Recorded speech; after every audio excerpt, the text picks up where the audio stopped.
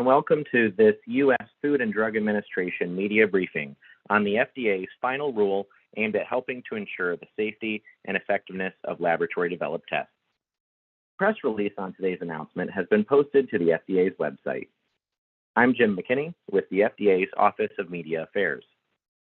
In a moment, I will turn it over to FDA Commissioner Dr. Robert Califf for opening remarks. Following Commissioner Califf, Dr. Jeff Shuren, the Director of the Center for Devices and Radiological Health, will provide brief remarks. After the remarks, we will then move to the question and answer portion of the call with Dr. Shuren. For that portion of the call, Dr. Shuren will be joined by Elizabeth Hillebrenner, Associate Director for Scientific and Regulatory Programs at CDRH. Reporters on the phone will be in a listen-only mode until we open the call up for questions. As a reminder, this audio call is being recorded and live streamed on the FDA's YouTube channel. When asking a question, please state your name and affiliation. Also, please ensure questions pertain to today's announcement and limit yourself to one question and one follow-up so we can get to as many questions as possible. With that, I will now turn the call over to Dr. Califf. Thanks for joining us today. Today, we're taking an important step forward in assuring patients, providers, and the public have access to safe, effective tests that they can trust.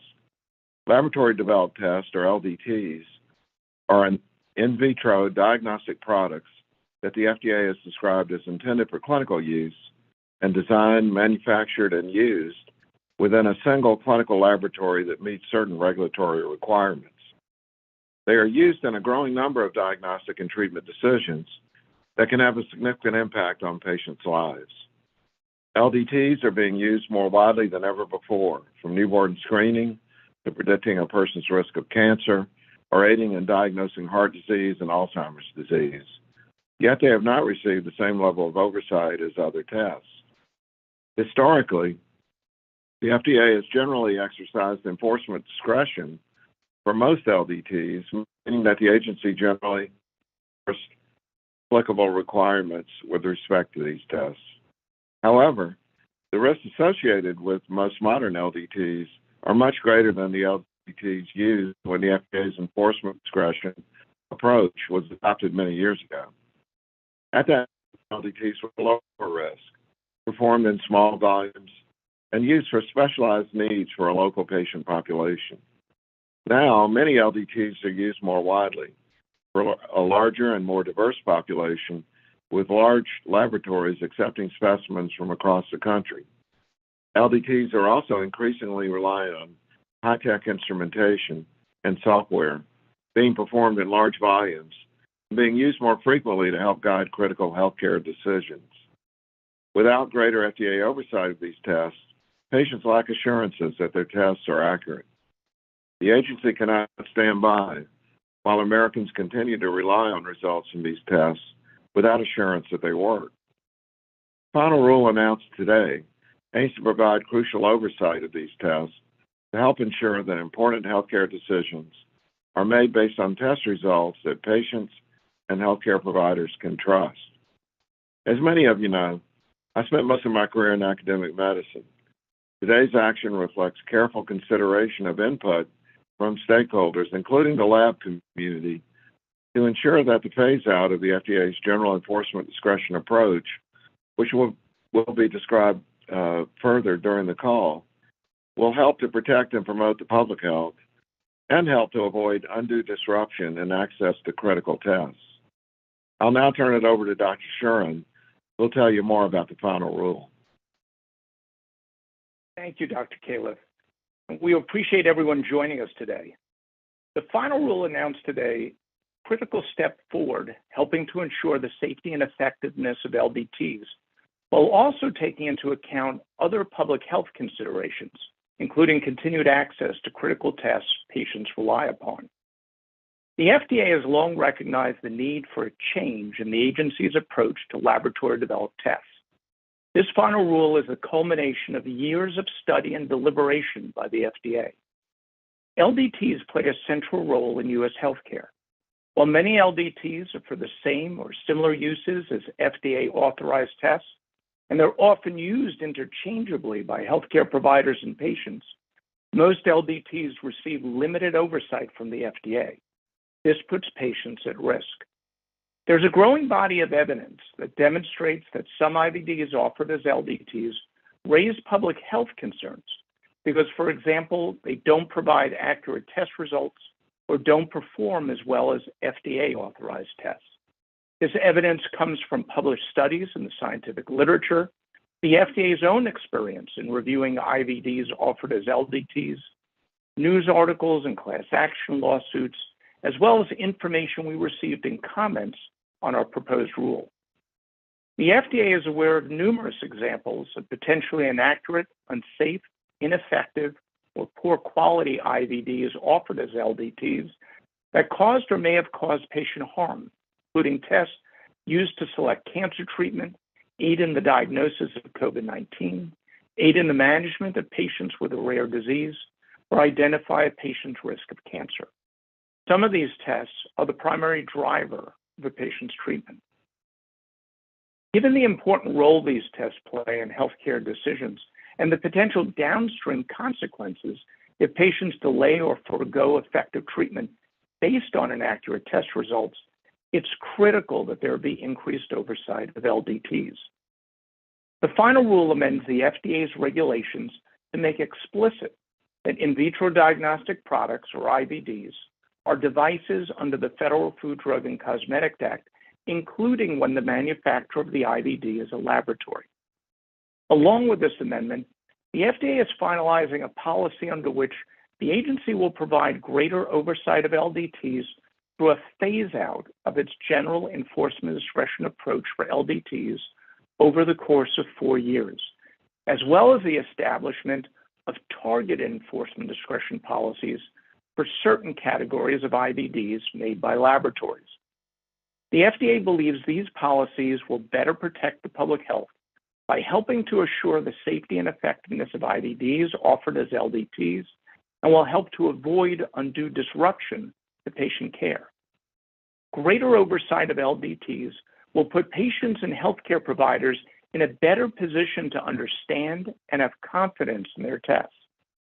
Manufacturers of these tests will generally be expected to comply with device requirements, including pre-market review requirements, quality system requirements, adverse event reporting, establishment registration device listing, labeling requirements, and investigational use requirements as discussed in the preamble to the final rule. Currently, there is no national monitoring or reporting of problems with LDTs or even a database of all the LDTs being used in the U.S., meaning no one truly knows exactly how many of these tests are out there or who makes which one, let alone which tests have a concerning number of issues, such as inaccurate results. As a result of the FDA's action, for the first time, patients and providers will have a more comprehensive database of available IVDs, including LDTs, and important information about those tests to better inform their decision-making.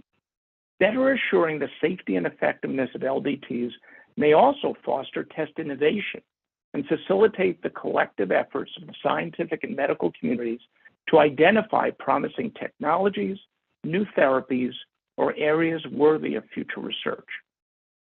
While developing this final rule, the FDA considered the large volume of comments received on the notice of proposed rulemaking, and in light of that input, we adjusted the phase-out policy in a manner that better serves the public health. This includes targeted enforcement discretion policies for certain categories of IVDs made by a laboratory. After this phase-out, the FDA generally will expect IVDs manufactured by either a non-laboratory or laboratory to meet the same requirements, though certain IVDs manufactured by a laboratory may fall within one of the agency's targeted enforcement discretion policies. And through these target enforcement discretion policies, again, for certain categories of IVDs made by a laboratory, we expect patients and healthcare professionals will continue to have access to these tests they need while having greater confidence that the tests they rely on are accurate. Under these policies, The FDA will still expect compliance with certain requirements, and as is true under enforcement discretion policy, FDA may take action against LDTs as appropriate. The targeted enforcement discretion policies, including for pre-market review, include but are not limited to policies related to the following types of IVDs. First, currently marketed IVDs offered as LDTs that were first marketed prior to the date of issuance of the final rule. This enforcement discretion policy is intended to address the risk that the perceived cost of compliance with such requirements could lead to the widespread loss of access to beneficial IVDs on which patients currently rely. Second, LDTs manufactured and performed by a laboratory integrated within a healthcare system to meet an unmet need of patients receiving care within the same healthcare system when an FDA-authorized test is not available. This enforcement discretion policy is intended to help avoid patients being deprived of critically needed LDTs where certain risk mitigations exist that may help laboratories to identify any problems with their LDT and may help inform appropriate use and interpretation of such LDTs. Third, the FDA has also included additional enforcement discretion policies, such as for LDTs approved by the New York State Clinical Laboratory Evaluation Program, as described in the preamble to the final rule, where the program's review of analytical and clinical validity helps to mitigate the risk of harm from inaccurate and unreliable LDTs. The agency's economic analysis estimates that the benefits of the phase-out policy outweigh the costs. These benefits include an anticipated reduction in healthcare costs associated with unsafe or ineffective tests, including tests promoted with false or misleading claims, and from therapeutic decisions based on the results of those tests.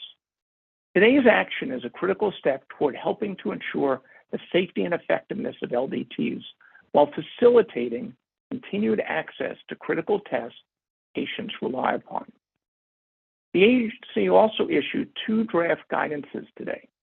One provides the agency's thinking about an enforcement discretion policy for certain LDTs for an immediate response to an emergent situation, such as an outbreak of an infectious disease, in the absence of a declaration of a public health emergency. The other provides insight into the agency's thinking about the factors the agency intends to consider when developing a policy regarding enforcement discretion for certain IVDs during a public health emergency. With that, I'll thank you and now turn it back to the moderator to begin questions and answers. Thank you, Dr. Shuren. At this time, we will begin the question and answer portion of the briefing. As a reminder, this call is being recorded.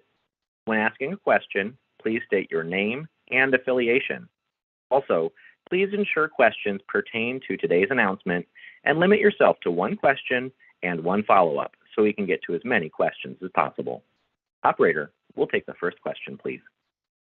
Thank you. We will now begin the question and answer session. If you would like to ask a question, please press star 1, unmute your phone, and record your name. Your name is required to ask a question. If you need to withdraw your question, press star 2. Again, to ask a question, please press star 1. Thank you.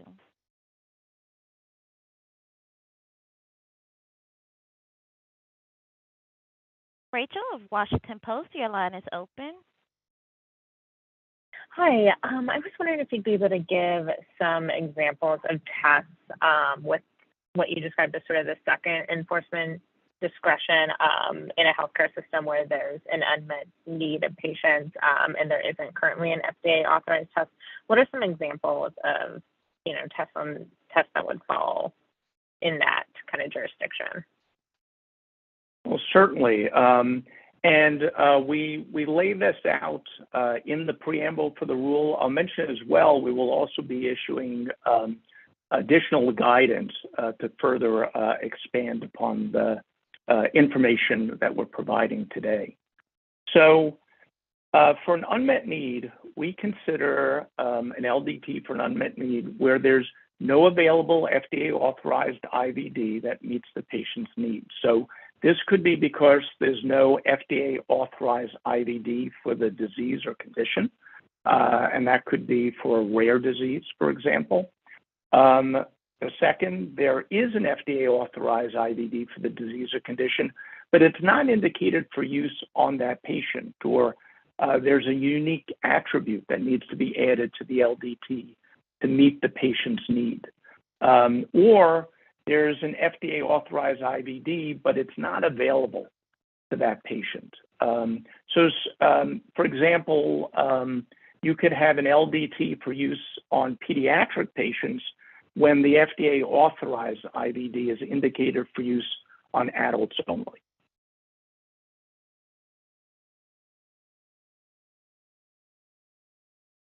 Operator, we'll take the next question, please. Thank you. David Lamb of Politico, your line is open. Hi, thanks for taking my question. You've said that many modern LDTs are more complex and are more complex now, and that more regulatory oversight is necessary to assure patients that results are accurate and can be trusted. But I wanted to ask about the final rule carve-outs for currently marketed LDTs, where the agency is saying that it will not generally enforce pre-market review and quality system requirements when those tests are not substantially modified. I know that you've said a lot of this effort is to, assure patients and doctors that they can trust LDT results. How concerned are you that this grandfathering provision, the discretion, is so broad that it won't accomplish that goal?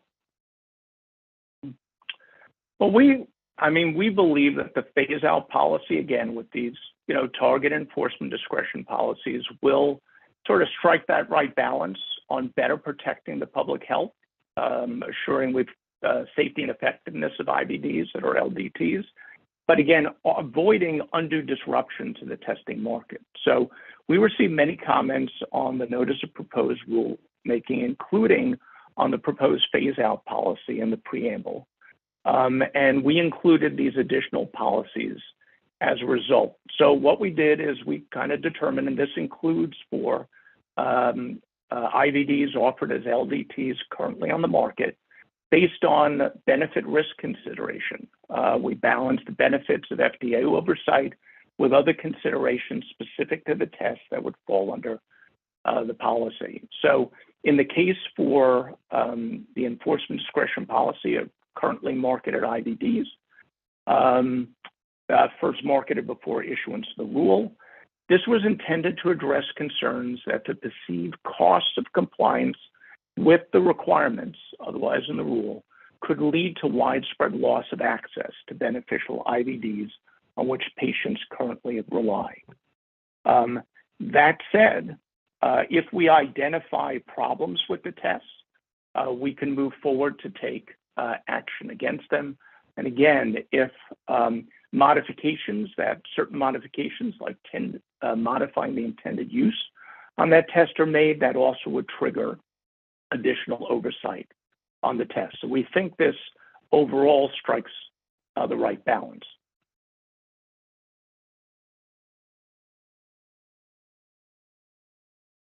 Operator, we'll take the next question, please. Lauren Clayson of CQ Roll Call, your line is open.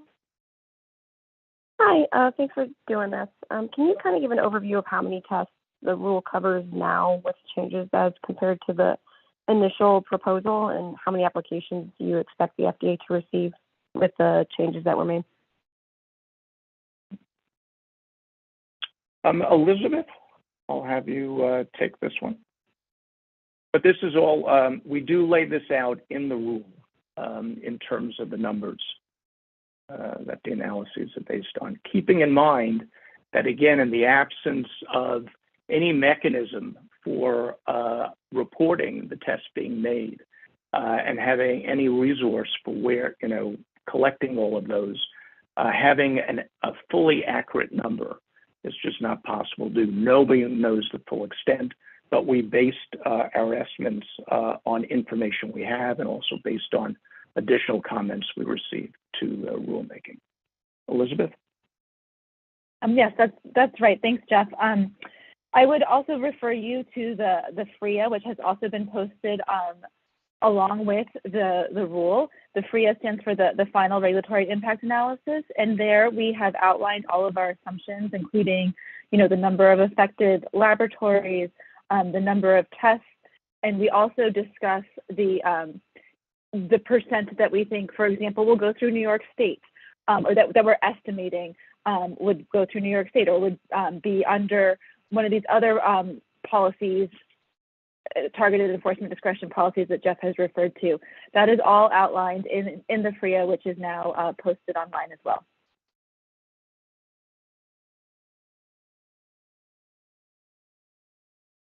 Operator, we'll take the next question, please. Leah DeGroot of Endpoint News, your line is open. Hi, thank you for taking my question. I wanted to ask a little bit about some of the legislative efforts to get this, something like this done. Wondering just how the FDA is thinking about the VALID Act and how, if in the event that something like that passed, how would this rule be affected? Well, first of all, the VALID Act is different from this rulemaking. So it would change the statutory scheme for all IVDs. And it also has some very novel provisions tailored to IVDs, like the technology certification pathway. This rulemaking doesn't create a new scheme for IVDs, but it phases out our general enforcement discretion approach for LDTs under our existing statutory authority. However, we also continue to be open to working with Congress on a modern legislative framework for all tests. And should that come to pass, that would supersede the rulemaking we currently issued, depending upon what the legislation in fact does. Really would depend upon what's in the legislation.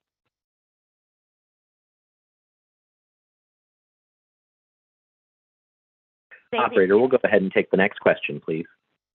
Thank you. David Fillmore of MedTech Strategist Markets Pathways, your line is open. Great, thank you. Thanks for taking the question. Back in, I believe it was like end of January, you guys put out a notice about planning to reclassify most IVDs from class 3 to class 2, and I was curious to what extent is that, and I think it was particularly on infectious disease companion diagnostic tests. To what extent is that process potentially could be integrated in some way with your phase out towards the LDT timeline, just in terms of adding more surety and clarity in terms of classifications, in terms of regulatory pathway for all these now LDTs that will be coming your way, and maybe limiting the number that will actually have to meet this 3.5-year deadline versus the 4 years, since it's high risk versus class 3 versus 2. So just wanted to get a sense. Are you thinking is that sort of notice that you talked about with reclassification kind of linked in various ways from a procedural or timing standpoint with your LDT kind of phase-in that's going to going forward from now? Thank you. It is certainly our intent that we would engage in the down classification in advance of the pre-market review requirements coming into effect. So that down classification would be occurring. Our intent would be to have that occur prior to the need to submit a PMA application for a high-risk test. Okay. And so I guess just to say real quick as a follow-up, so I guess in terms of the number, the idea would be the actual number of PMAs that might be coming through in terms of the LDT phase-in would be somewhat limited due to that. Or do you have any quantification around that in terms of, I don't know, it may be in the FRIA, et cetera, but in terms of PMAs, numbers of PMAs that might be coming in here versus, 510Ks and de novos? Yes, that is all in the FRIA, and yes, that would reduce the number of PMAs that came in for review. Okay, thanks. Thank you. Operator, we'll take the next question, please. Lizzie Lawrence of STAT, your line is open. Hi, thank you for taking my question. I was hoping you could talk a little bit about the decision to offer enforcement discretion to tests approved by the New York State Authority. And if you could talk a little bit about the differences in the regulatory processes, their differences in requirements. And then I was also curious about whether the percentage of tests you expect to be submitted to the New York State Authority, but it sounds like those numbers are out there. Thank you. Yes. No, we do have the numbers, and it's about 10%. Elizabeth, I'll turn to you to go into a little bit more detail on New York State. Sure. And I'll mention too that New York State did provide some comments on our notice of proposed rulemaking in the docket that really detail their experience with reviewing LDTs for patients in New York State for the past 30 years. They've got a lot of experience.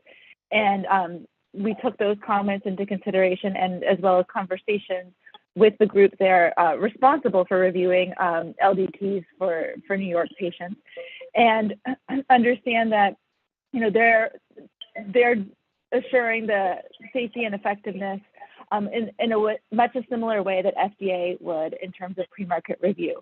They're looking at the analytical and clinical validity of tests that are offered to patients in New York. And they're actually seeing a lot of the same types of things that we see when we review IVDs that come into us today.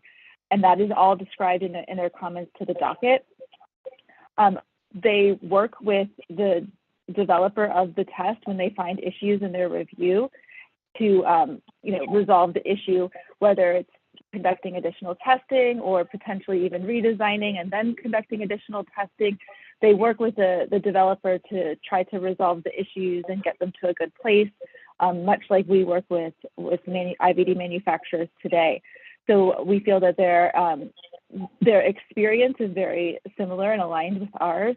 What they're looking for, they've detailed much of this information on their webpage in terms of their forms that are expected to be submitted, as well as the accompanying documents with data that they expect to see. That's all available on their website. And it's a lot of the same stuff that we would review in submissions to us. And so based on, our review of the information that they provided in the docket, on their website, and conversations with them, we have decided to exercise enforcement discretion with respect to pre-market review requirements for tests that go through their program. And to add too, on the flip side, we also have all those labs who are under the New York State program who have been operating under a pre-market review paradigm for many, many years and continue to make laboratory developed tests under that kind of an oversight framework. Mm-hmm. Mm-hmm. Got it. Thank you. Thanks. Operator, we have time for one more question. And Peterson of Trends in Medicine, your line is open. Thank you. Have you had a lot of input from the rare disease community, and what has that been like?